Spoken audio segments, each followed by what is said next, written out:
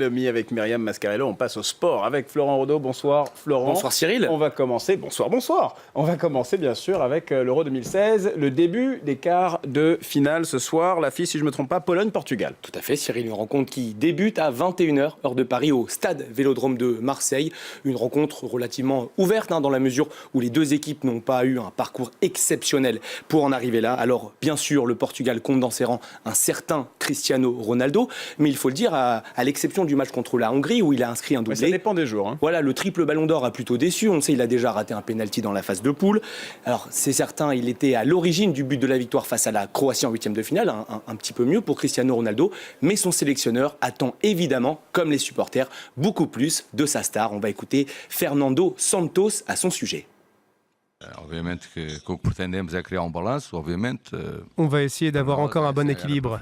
Nous sommes très heureux de pouvoir compter sur Cristiano. C'est vrai qu'il a beaucoup tiré, il a beaucoup tenté, mais il n'a pas eu la chance de pouvoir concrétiser, tout simplement. Ses adversaires l'ont empêché et étaient très attentifs. Vous savez, il est important que chacun des joueurs essaye de bien remplir son rôle.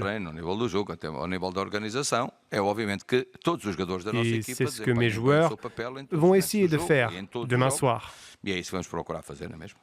De leur côté, Cyril, les Polonais vont disputer le premier quart de finale de leur histoire dans un Euro. Vous allez découvrir les images des fans polonais qui ont bien sûr envahi la cité phocéenne. Ils seront emmenés, ces Polonais, une nouvelle fois par leur capitaine, Robert Lewandowski. Buteur décevant, il faut bien le dire, puisque depuis le début de la compétition, il n'a pas encore scoré. C'était le meilleur buteur des éliminatoires avec 13 buts, aucun sur le sol français depuis le début. Le peuple polonais attend bien sûr le réveil de sa star. Le joueur du Bayern Munich devrait être accompagné par Arkadiusz Milik, le joueur de l'Ajax Amsterdam, auteur de 2 buts depuis le début de la compétition. On va désormais écouter le sélectionneur polonais.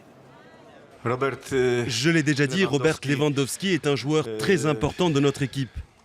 Nous sommes très contents de la manière dont il joue depuis le début. En tant que capitaine, il joue pour l'équipe et travaille beaucoup. Il joue comme je l'avais imaginé. Il est dans une excellente forme physique. Il joue bien.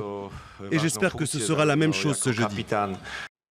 Et la suite des quarts de finale, deuxième match des quarts de finale, c'est demain. Ça sera Pays de Galles, Belgique, avec là un buteur pour le coup qui a été prolifique. Oui, c'est vrai. Les deux outsiders, on peut les définir comme ça. Le Pays de Galles et la Belgique se retrouvent demain, en effet, Cyril, au stade Pierre-Mauroy de Lille. Vous pensiez à Lukaku non, je pensais côté gallois, moi. Côté gallois. Gareth Bale avec ses 3 buts. Pourquoi pas. Il a marqué dans les 3 buts, les 3 matchs des phases qualificatives de poule. Il n'a pas marqué en huitième de finale, évidemment. Là aussi, le peuple gallois attend le réveil de Gareth Bale, mais Aaron Ramsey à ses côtés était également un très très bon joueur. Je pense que les Belges partent favoris après leur victoire 4-0 face à la Hongrie. Ce sera un match disputé, un match donc qui se disputera demain, samedi. Cyril, ce sera le choc de ces quarts de finale. Allemagne-Italie, avec une statistique, les Allemands n'ont jamais battu les Italiens en phase finale d'une grande compétition internationale. La première, ce sera donc peut-être pour demain, et dimanche, ce sera bien sûr France-Islande.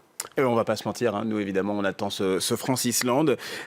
Face aux Bleus, Florent, les surprenants Islandais que la presse française surnomme les Vikings. Voilà, une Islande qui nage en plein bonheur, Cyril, après leur qualification face aux Anglais. C'était lundi dernier face à Nice. On se souvient de ces images de joie à Reykjavik. Mais à la différence des Anglais, les Français sont prévenus, sont avertis du danger qui les guette.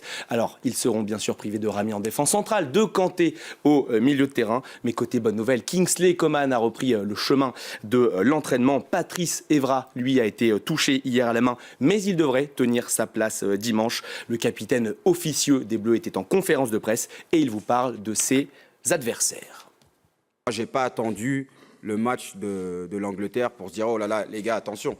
Je respectais l'Islande avant le match contre l'Angleterre. Je veux dire, c'est une équipe, comme j'ai dit, ça fait 4-5 ans qu'ils jouent ensemble. Ils ont eu des bons résultats. Ils ont fini dans leur poule, je crois, avant la République tchèque. Ils ont battu l'Hollande. Il faut se dire, les gars, c'est important. On doit aller en demi. On est chez nous. Ça ne sera pas facile. Il va falloir faire encore beaucoup de sacrifices. J'espère qu'on ne va pas réagir, mais agir d'entrée.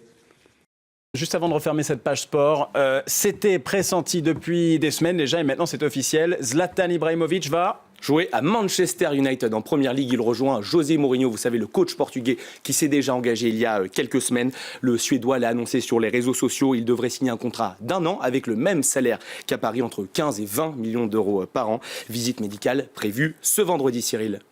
Florent Rodeau avec les sports. Merci beaucoup. On marque une courte pause. On se retrouve dans un instant pour la suite de Paris Direct.